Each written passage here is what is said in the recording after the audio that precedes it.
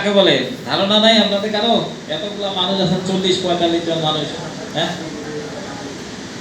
ভূমিকম্প কি হয় নাই আমাদের বাংলাদেশে? কিছুদিন আগে হয়েছিল না? কিছুদিন আগে বাংলাদেশে উৎপত্তি কোথায়? সিলেটে। ওই যে ভাই বলতে পারলো সিলেটে।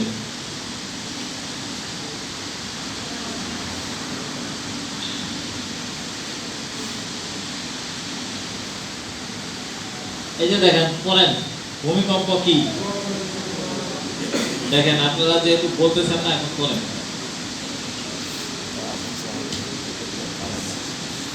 এটাকে ভূমিকম্প বলে। হ্যাঁ, আর সমুদ্র তলদেশে যদি এরকম ঘাঁটি নিয়ে তাকে কি বলে?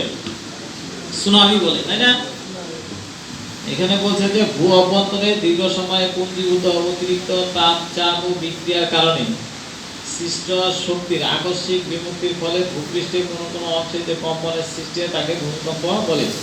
সমুদ্রের তলদেশে ঘাঁটি নিয়ে তাকে কি বলে? সুনামি বলে, তাই না? তাহলে ভূমিকম্প কাকে বলে বলে? এখন তো দেখা দিছি ছেলে, খালি ভিডিও করলে হবে? ভূমিকম্প